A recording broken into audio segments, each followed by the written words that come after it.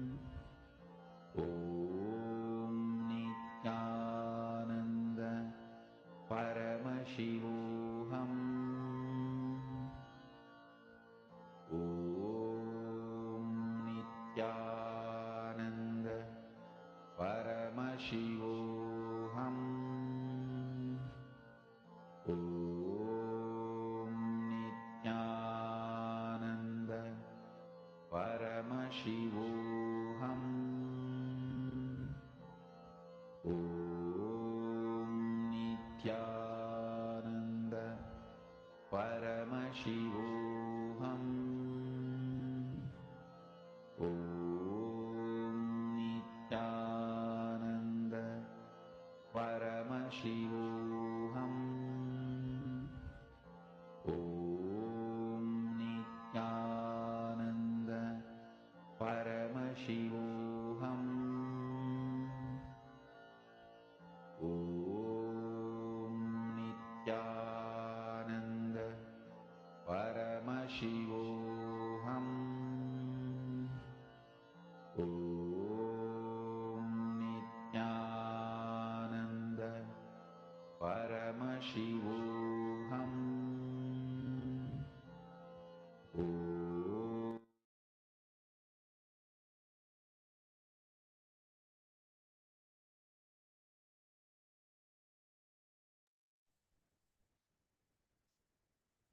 In that space, you can open your eyes and measure the object that you had kept in front of you. Check on the change in the height, in whatever features of the object. Just check the change. See, don't feel like, oh, it didn't increase the height, it only reduced the height. It is a manifestation. That one glimpse you have, Swamiji says 9 seconds of thoughtless space is when you manifest powers. 21 seconds of a thoughtless space is complete enlightenment. So that few seconds when you sit in that intense unclutching, that is when the manifestation happens. So I request everyone, just measure back your object. You can post in the group. Ma Kirti Punekar, Ma Priyatma Surupini, Ma Anandeshwari, Ma Lala. I request all of you to just record, just check back on your object, post your manifestations in the Zoom, and let the whole group celebrate, because one manifestation is a manifestation of every single person. In that space, we are now going to be entering into the next session. The next session that we are going to be hearing from Swamiji is about completion with jealousy. Jealousy is such a fundamental thing, in the way we perceive life. We are taught to compete, this competition idea. We are taught from a very young age. You have to be first in class. You have to be first in sports. You have to be first in everything.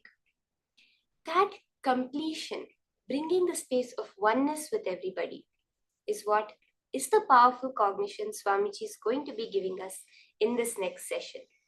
So let us listen to these higher powerful cognitions from Swamiji.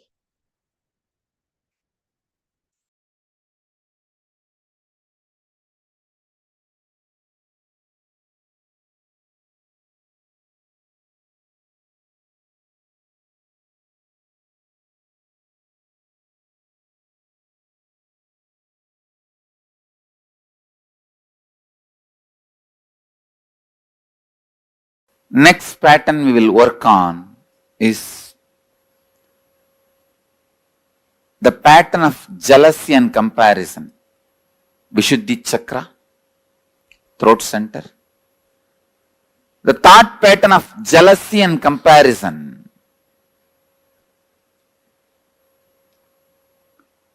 I tell you, most common and unaware engram is jealousy, comparison. It starts again from the early childhood. When your mother says, eat well, only then you will become like your elder brother. Study well, only then you will become like your father. Comparison is one of the most common and most unaware engram. You compare wealth, you compare in health, you compare in beauty, you compare in education, you compare in intellect, you compare in practically everything. But you need to understand one thing.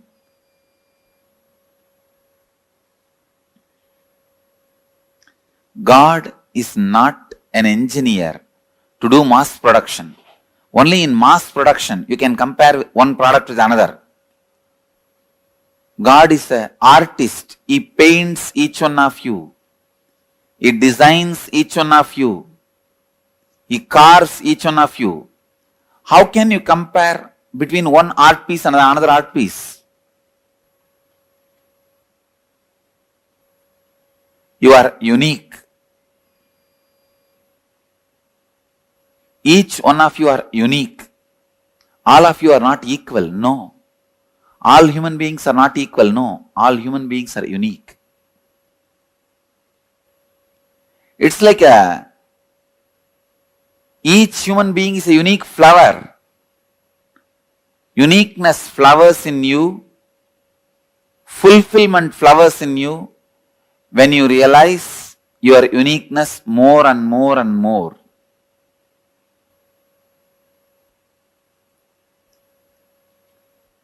If you dig out the comparison engram, you will understand.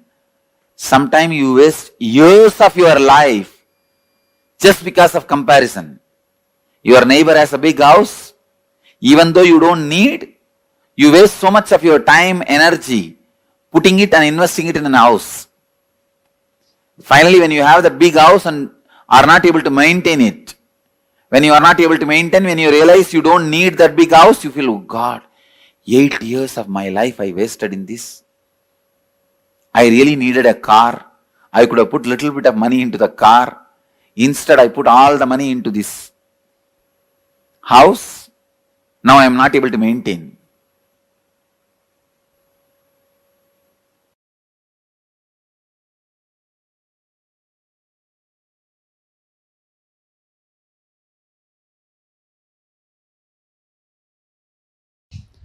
Please understand, if you are struggling with money, you are enjoying the struggle. You are not interested in manifesting. Please at least understand you are enjoying the struggle. You will feel abundance with your struggles. Oh, I want struggles and I have enough, let me enjoy it.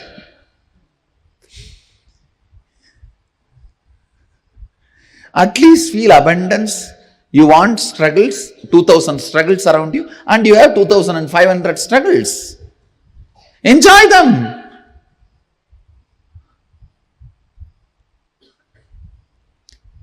Please understand, there is no such thing as struggling with money. If you want to have struggles, you will have struggles. If you want to have money, you will have money. The people who have struggles, they want to have struggles, so they are having it. People who want to have money, they want to have money, they are having it.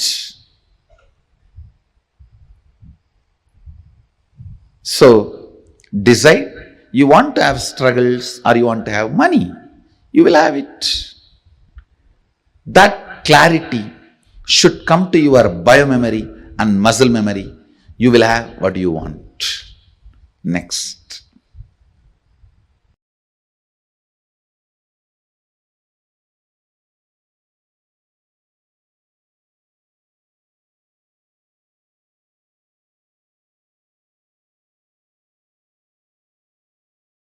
Please understand, in each of this, you have your vested interests. Many times, you visualize in poverty, you are free from all responsibility. You just want to be free from all responsibilities and commitment. Then you constantly visualize, entertain, cherish the poor life. When it actually lands on you, you say, no, this is not what I wanted. Without knowing what is going to come, you cherish, visualize, entertain a thought current. After you attract that, you think, oh God, I think I missed it. Please understand, universe is intelligent and compassionate. It gives you only what you ask for, never anything else. And if you have manifested poor health, unhappy relationship, poverty, look in why you manifested. Why you manifested. And dig it out from your muscle memory and biomemory, the root patterns. Why you manifested poor health, poverty, unhappy relationships, and complete it. You will understand. You always manifested only what you wanted, knowingly or unknowingly.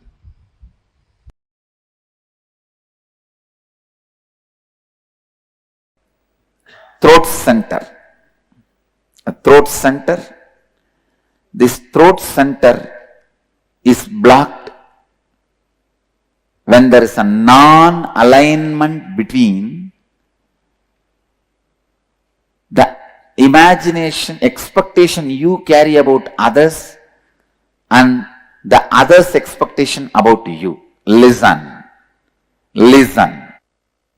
When there is a non-alignment between your expectation about others and others' expectation about you, that is where the jealousy and comparison starts. Listen. You may have a superficial jealousy, superficial comparison, very superficial. Like while you are driving in a Mercedes-Benz, if a BMW passes by, a superficial comparison. But those things does not affect you. The root jealousy, the root comparison which affects you is the non-alignment of your expectation and the other person's expectation.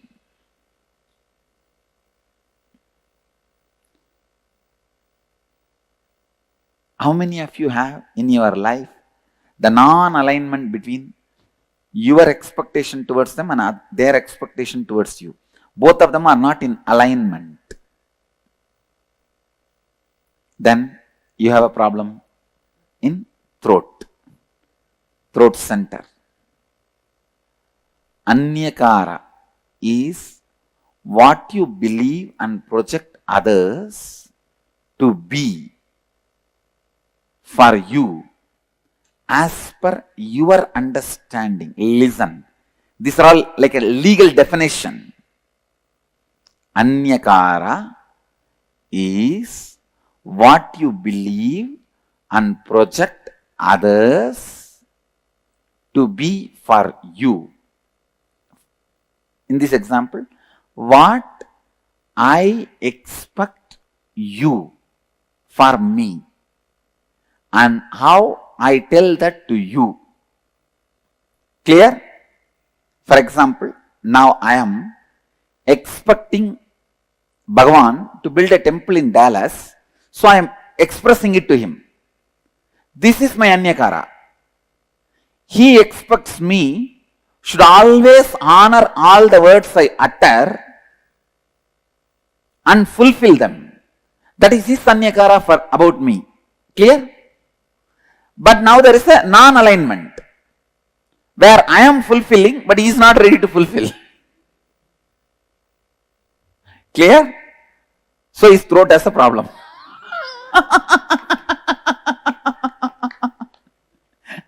Now, is there anybody who are not cognizing?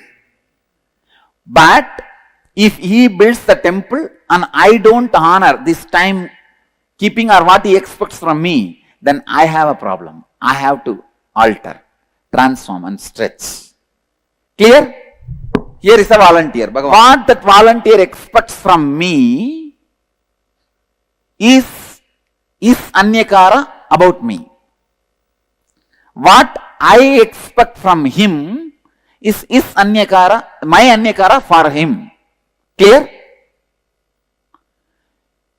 If I fulfill his expectation and he does not fulfill my expectation, his Vishuddhi as a problem. If he fulfills my expectation and I don't fulfill my Vishuddhi as a problem. Clear? So always be stretching, fulfilling everybody's anyakara with whom your life is involved. Clear? Still anybody? Not clear? Come on, come to the mic. If you complete that, you cannot fulfill his expectation, then Yes, if you complete it, then no problem. no problem. No problem. Even then, you are not expressing your capacity. You are integrated but not authentic. Understand? Now you will see. You will flourish in your business. You will flourish in your job. You will flourish in your relationships. In everything you will see, because you have decided not to give up on you. Understand? You have decided not to give up on you. Understand? You saw the live demonstration of somebody opening their Vishuddhi center. When he said he will not, his Vishuddhi was locked. The moment he decided he is going to do, his Vishuddhi opens. So I tell you, not giving upon you and others is the way to open the Vishuddhi. Don't give up on people. I demonstrated, I don't give up on him. I was very authentic with him. Even if he does not want to do, I did not force him. I just left it. But I am not going to give up on him. I am going to wait. I'll wait and see to it he realizes sometime. When I carry that cognition, I am going to wait. Immediately he realizes. He realizes. So in all those moments, understand, my decision not to give up on you is the one which is pulling you up. That is the rope. That is the connection. Clear? Now, I'll repeat. My expectation about the other person is my anyakara about him. The other person's expectation about me is that person's anyakara about me. When there is a non-alignment between these two, Vishuddhi as a problem, who fulfills it as flowered Vishuddhi, who does not fulfill as a collapsed throat center.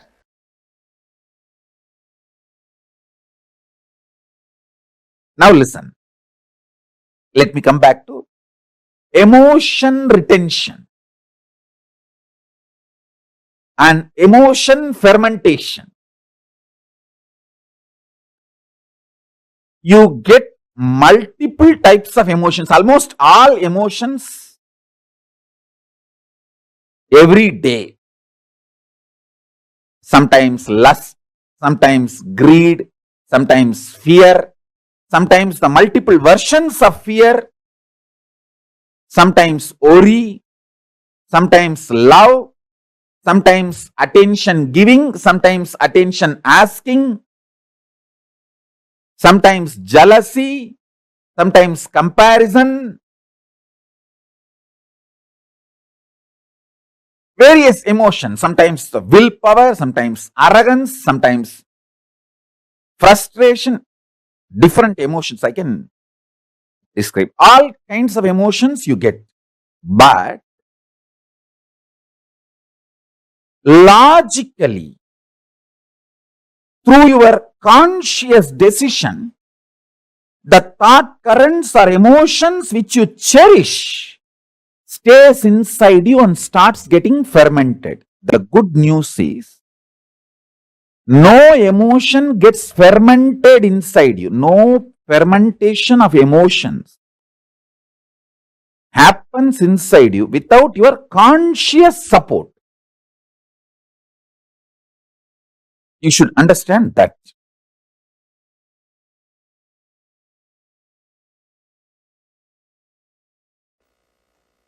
Please understand, I am talking a practical science. Listen. I am giving you the essence.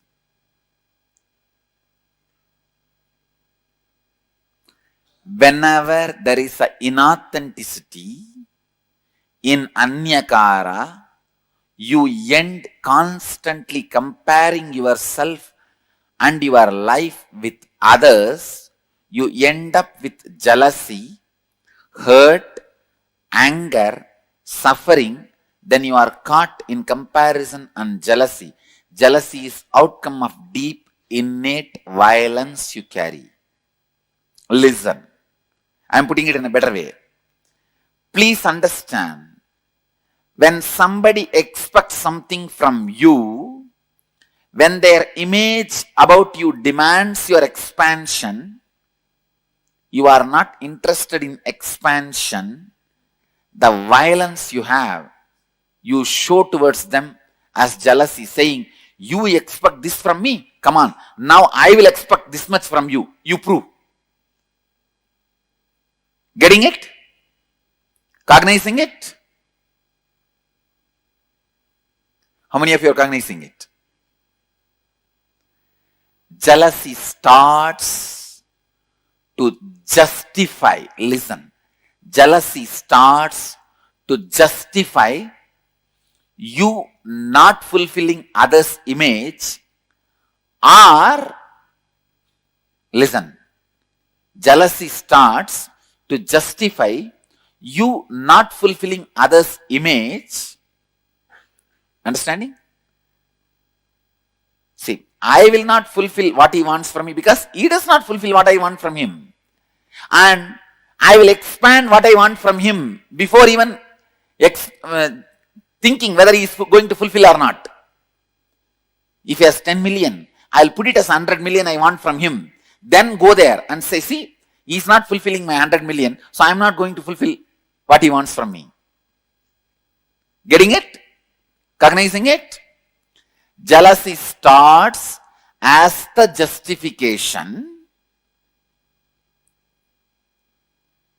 Clear?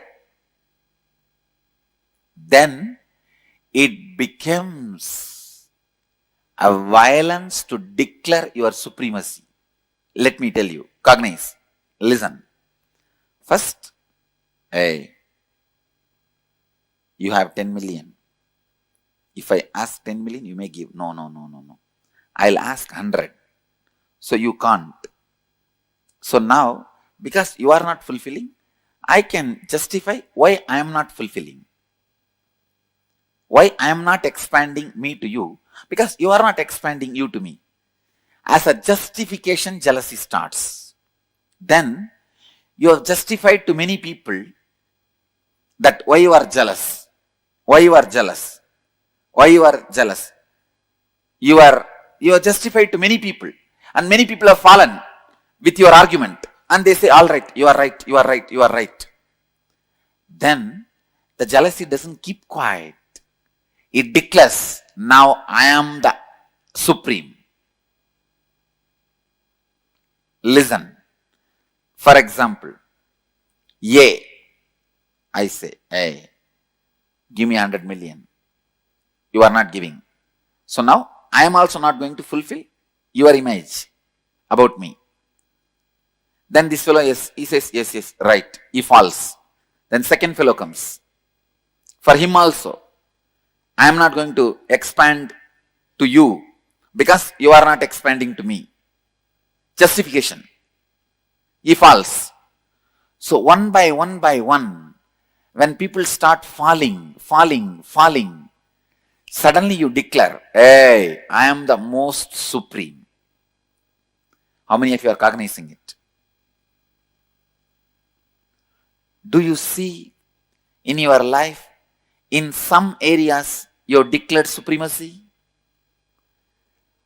At least one area you have to declare supremacy to keep yourself alive. If you don't declare supremacy, Even in one place, you cannot tolerate you. How many of you are cognizing me?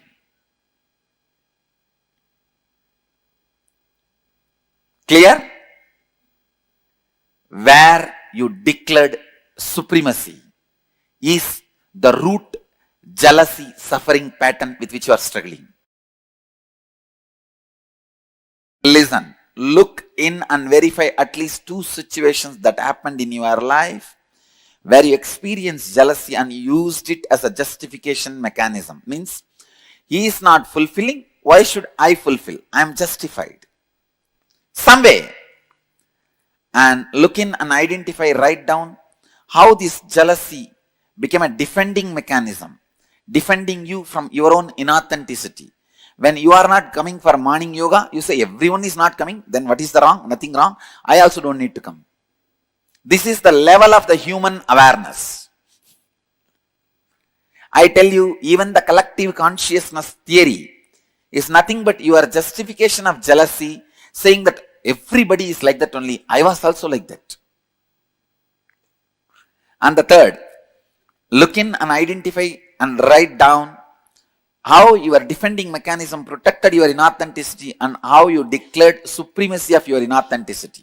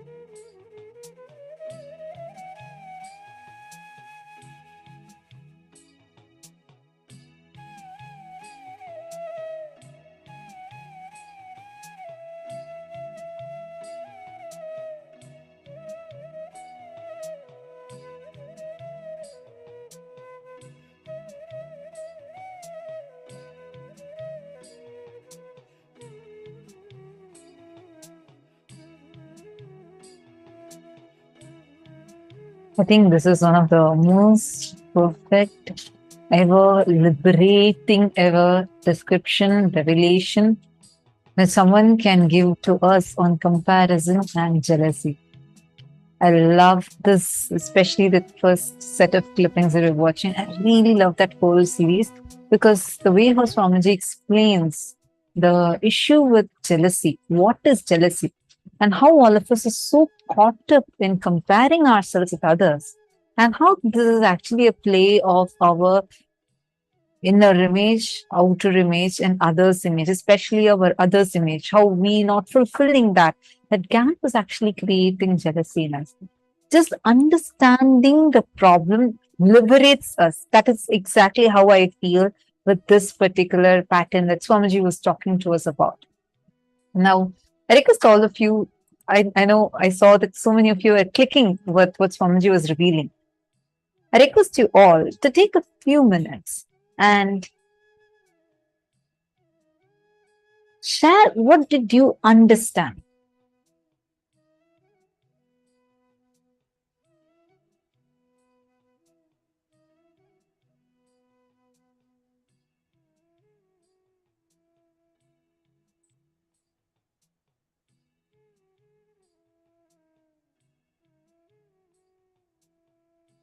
Take a few minutes and please post what did you understand saying about how this comparison and jealousy happens in you. Mavanithar Nagaraj, actually, that's not quite possible. Saying we need to always keep meeting with others' expectations. It's actually not quite possible. It's impossible for anyone to fulfill another person's expectation. There was actually a story how a father and a son would be walking and taking a donkey along with them, and they're going to another village. So they have to pass through a few villages to reach the other village that they're heading to. So the first time they are walking, and all of a sudden, some passerby says, "Oh, how foolish they must be!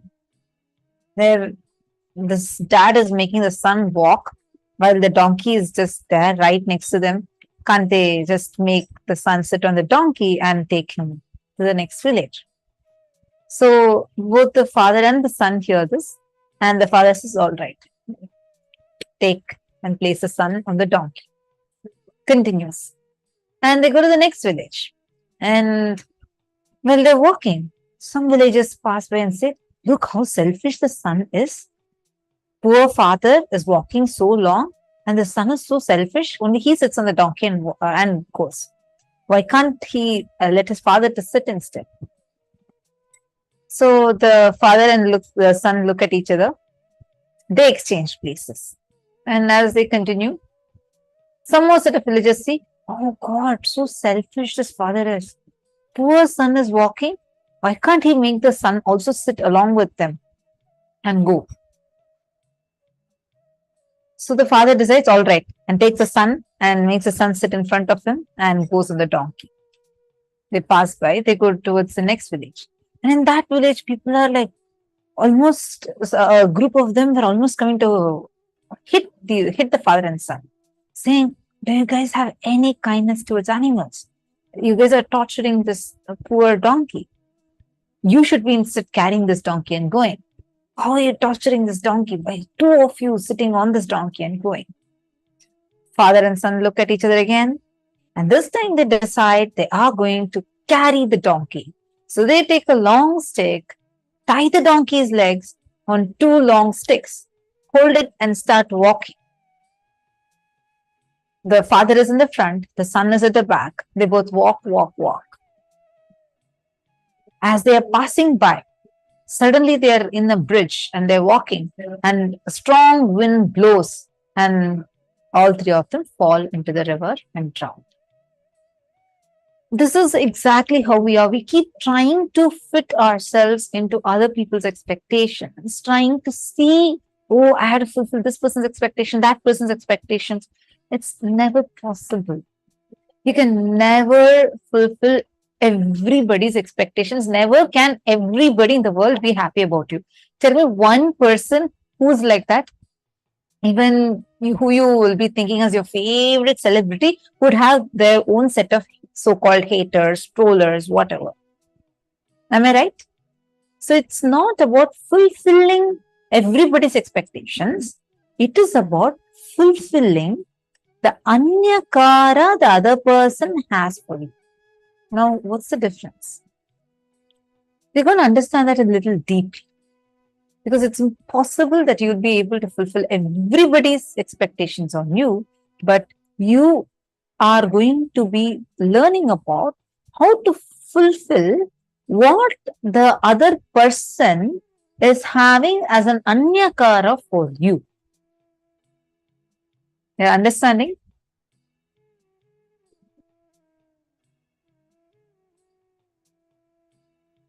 You need to understand this a little deeply. The expectations, what Swamiji is saying, this is what we understand, because usually we all understand expectations. It's okay, try to fulfill what other people, you think that this is what another person wants from me, and you go on looking at it in a very superficial way. And that sometimes itself becomes a way how we start comparing. But here you need to look in as to what is that expectation a person is having from you. We're going to learn this in detail in this exercise. Listen carefully, and we're going to go step by step. See, if you dig out your comparison, you'll understand. Sometimes you waste years of your life just because of comparison. Your neighbor has a big house. Even though you don't need, you waste so much of your time, energy putting it and investing in a house. Finally, you have a big house and you're not able to maintain it. And when you're not able to maintain it, you realize you don't even need a big house. This is like in the social media trends, right? Every time a trend is coming, oh, this product, everybody has to get this product. And like the whole market is crazy. People want to go buy that product just because, oh, your friend bought it, let me buy it. I want to buy it because my neighbor bought it. Oh, that person has this person has it. And actually, do you really need it? In a few days, it'll be lying somewhere and you even forgot that you got such an item. You're understanding. Understand, universe is intelligent and compassionate.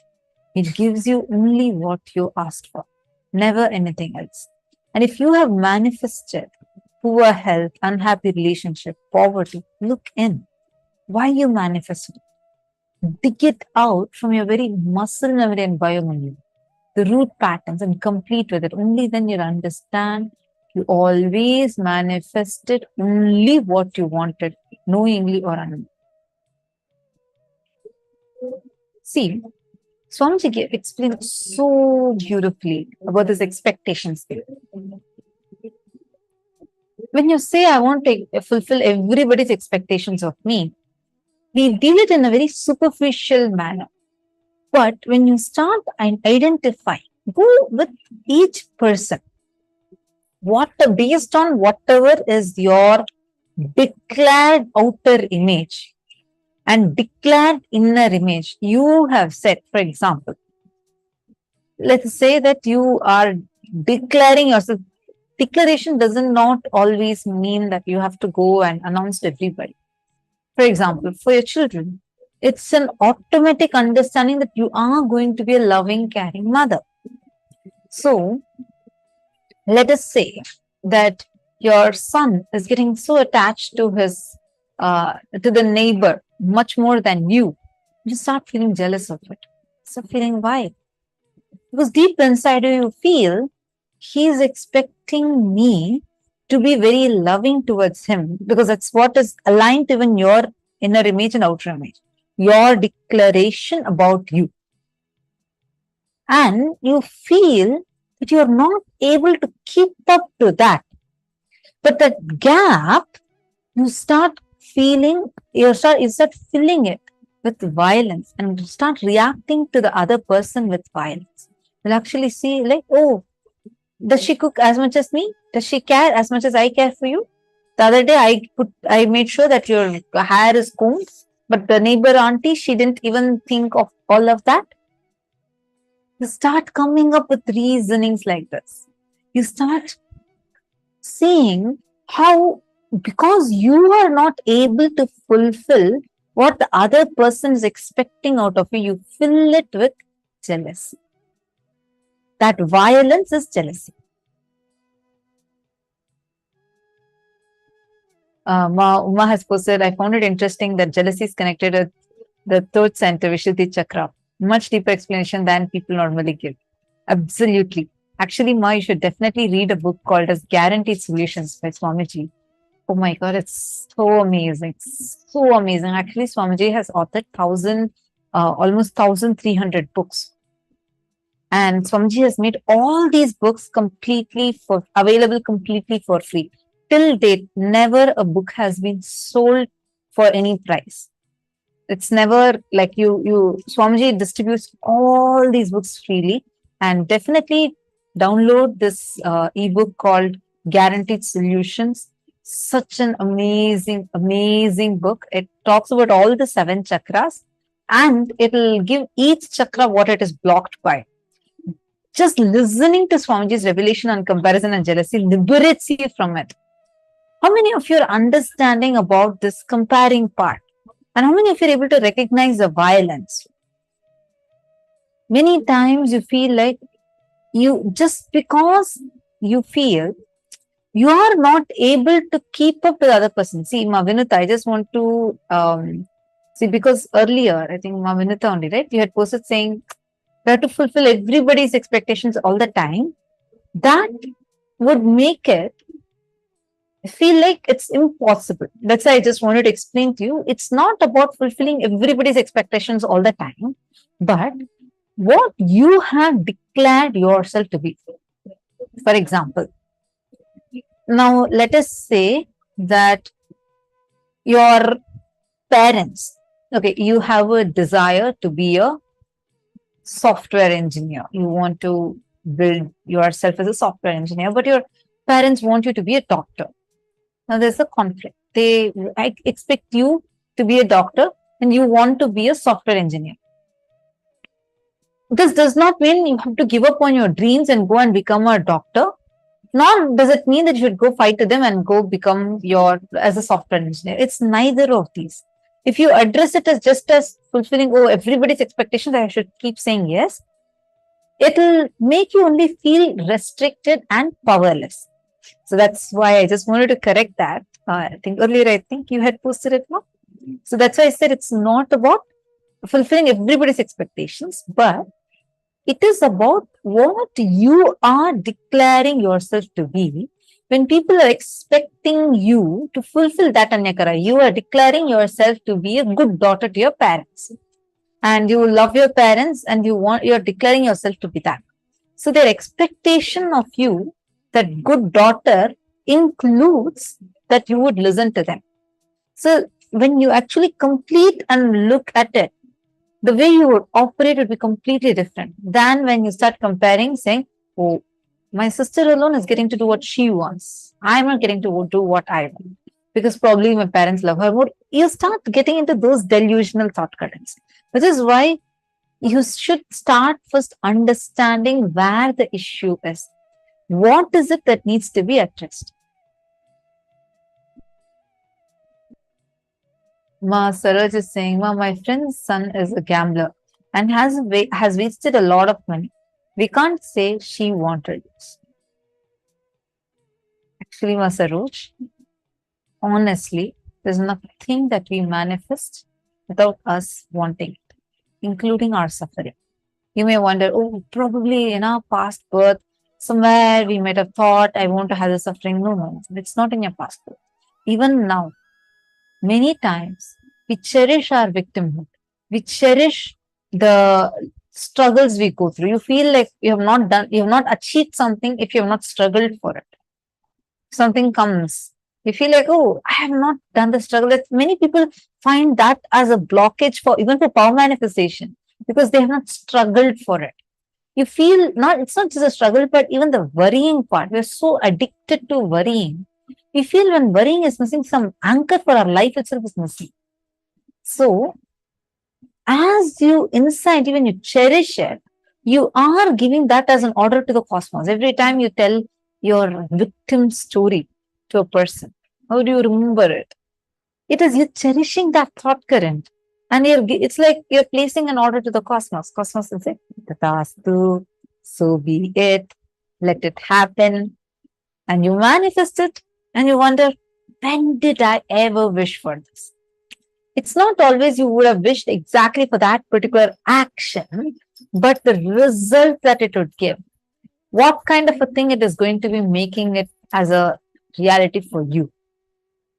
You're understanding? So, I mean, of course, you cannot answer for your friend, but it's the feeling, what feeling she is getting is what she had aspired, knowingly or unknowingly. It's not that every time consciously you say, I have to suffer, I have to suffer. No, no, I'm sure we all are not sadistic like that towards ourselves, but we do cherish our victim feeling.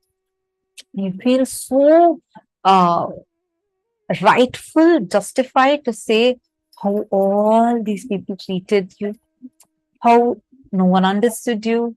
No, we all have this thing, right? Nobody understands me. Nobody loves me. This person hates me. That person hates me. Life is always like this. All these cognitions, whenever you cherish it inside you, you're saying, hey, this is my order to the cosmos. Like how when you go to a restaurant, you order food, you say, you tell the waiter you need all these items. Like that, every moment you're giving an order to the cosmos. You're placing an order, saying, give me these type of experiences again. So it's what we aspire for. Maybe it happens with the different intensity. Some will become faster, some will become slower, but it is what we have ordered for. Okay, I hope all of you are catching it so far. Now, depend on three major aspects of your life when you compare yourself with others. Then write down how much of your time, energy, and money you invest just because of this. Just because your best friend or your colleague has gotten a new t-shirt or a cool dress, and you feel like an urge till the previous moment you had enough clothes, and all of a sudden your wardrobe looks empty. You feel like there's nothing that you can wear, and you go ahead and buy. See, this is exactly how these industries exploit us by trying to make us go crazy to buy. Like whether it's phones, gadgets, dresses, makeup, everything is like that. Ma Saroj is saying, I accept we cherish our victimhood. But in this case, she really did not want him to waste his life. I agree. There's no, see, it's not that she wants him to waste his life, but when she completes with what exact feeling she's going through, when she sees her son waste his life, she will have the intelligence to also talk to him. Maminita Nagaraj is asking, can we undo it? Yes, definitely yes. That's what we are going to be doing now. So take a few minutes and write down the impact of your comparison on your life. 3 ways in which you can express your uniqueness. These are the 4 steps. Please write them down.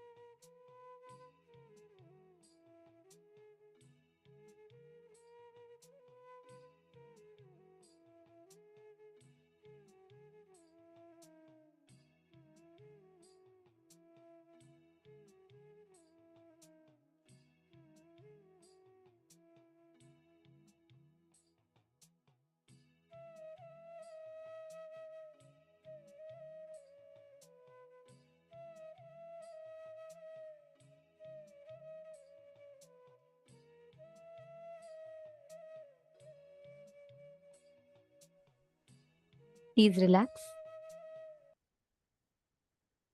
Now, let us all enter into the power manifestation where we manifest this exact cognition whenever your inner space blossoms without any kind of comparison or jealousy. Your inner space starts manifesting that as reality.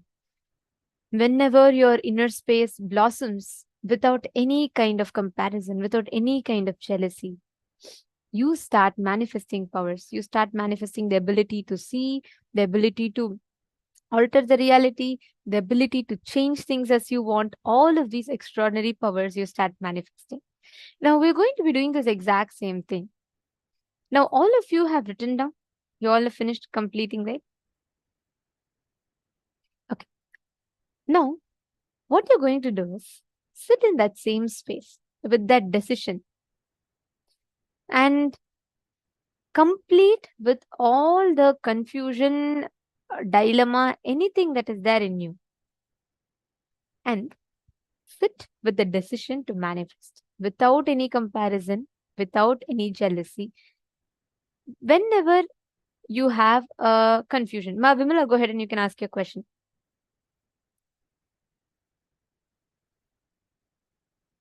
See,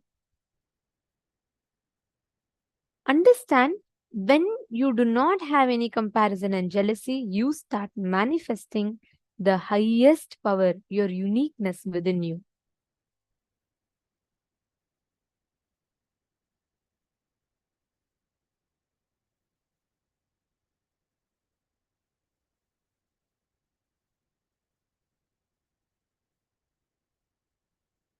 So, Ma Vimala, you have asked a question.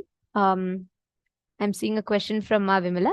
She's asking, Ma, can jealousy arise even when we over expect from ourselves for the sake of others and develop comparisons like I did so much, but they don't care? Okay. Will something like that close the throat chakra too? Or is this pride or something different? That's okay. Very nice question. First thing, what do we mean by expectations? Just because someone expects you, let's say someone comes and tells, okay, Ma Vimala, I expect you to do Bharatanatyam now. That you fulfilling is not your responsibility. We need to be clear when we tell expectation of others, taking responsibility to fulfill it, what do we mean by that? Whatever is your declared outer image, based on your declared outer image, others anyakara towards you. Which means based on your declared outer image, how you have declared yourself in life, based on that, what others expect from you, that is your responsibility to fulfill it. Are you catching it? So, whatever is the conflict that you have in your inner space, you taking responsibility to fulfill others' expectations, which is as part of your declared outer image. For example, I'll give you my example. My declared outer image is what? That I am an acharya, and because I have declared myself as an acharya, I have a certain expectations that I have to fulfill. Correct? Like for example, you all will have an expectation that I should be able to answer the questions based on what Swamiji is revealing. And maybe I am responsible to even elaborate, summarize what Swamiji is saying to facilitate the program to be available to all of you. And now the same thing, if someone expects me to play judo or karate, I am not responsible to fulfill that. If someone is expecting me to attend to their answer, I am responsible to fulfill that. I cannot say, oh, how can you expect? No, that is not the thing. What your expectation is based on your outer image, declaration is what people have to fulfill. Okay, that is one. Second, when you over expect from others, what if we genuinely try and still fail to fulfill the expectation? You're asking, understand, when your effort is maximum, you will always see life will reciprocate. It is not about the action. Many times people want to be called friendly. They will act outside. They'll give so much of sweets. They'll say, "Oh God, it's very nice, and it's so nice to have you," etc. But inside them, they will actually be boiling. They'll be like, "Why did this person come here? I don't like this." All that. That is what life will reflect. Life will not reflect your action. Life doesn't go by your action. Cosmos has no video recording. It only has audio recording. Means it goes based on the thought currents based on which you take the actions. So understand, ma, even when you try, if you have tried your maximum, that means life will reciprocate, reflect that completion. You will never see anybody who's trying their maximum will never have jealousy or comparison. They will know and they will expect the same thing from life, and the life will reciprocate the same thing back to them. And you're asking, can jealousy arise even when we over expect from ourselves for the sake of others? Yes, that is what turns us anger. For example, you start demanding. You're very comfortable, you're earning certain amount of money, you're comfortable with your house. Let's say your friend comes and he or she makes a remark. They say, "Oh God, I thought you can accommodate an AC. I don't even see an AC in your house." That one thing will hurt you so much. You will set an over expectation about yourself. You will burn out yourself till you buy that AC. Understand some details. Whether you buy the AC or don't buy the AC, from there itself, the whole game is lost. Because even the moment you work for, just even to prove the other person wrong, you want to work. But still, you're working for the other person. There itself, the game is lost.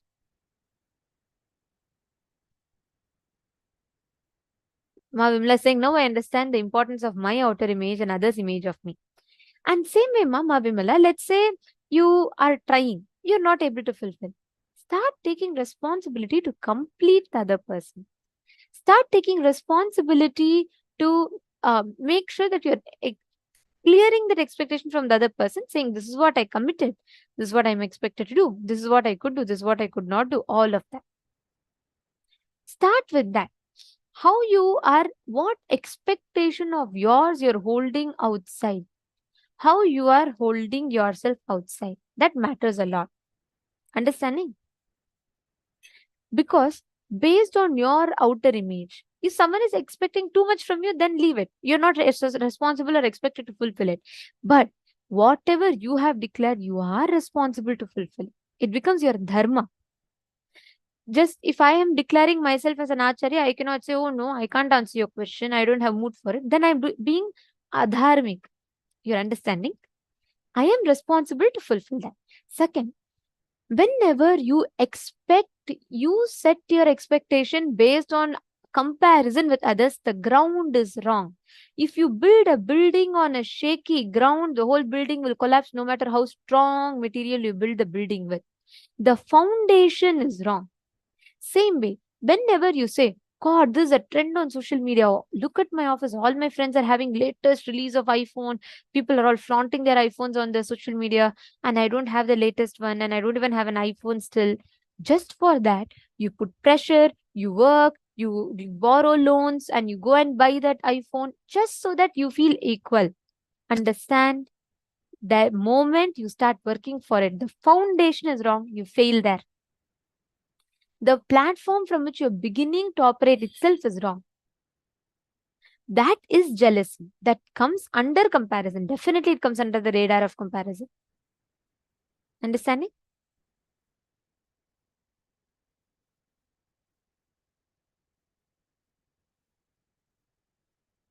Identity, outer image by ourselves. Is that the foundation Maili is asking?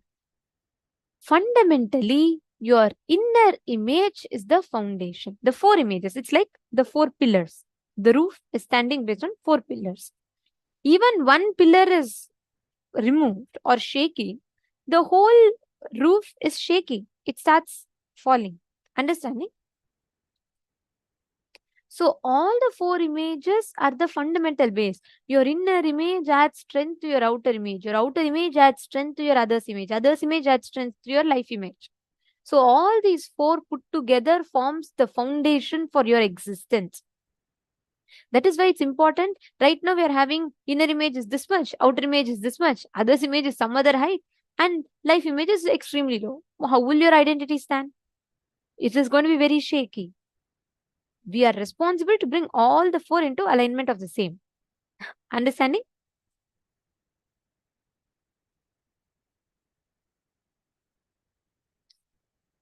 Now, I request every one of you to sit, connect intensely to Swamiji. Start manifesting this power. The power of being able to use your conscious will and decreasing the size of the, increasing the size of your height, like increasing your own height. Declare consciously, say, Swamiji, with this cognition, let my inner space expand. When, see, right now, all of you are completing with your comparison and jealousy. The moment you decide all your comparison and jealousy you're completing, you'll see how life will reflect it for you.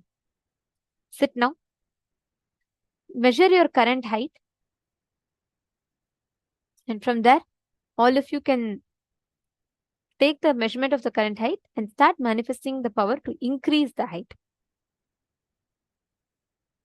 Chant the Mahavakya.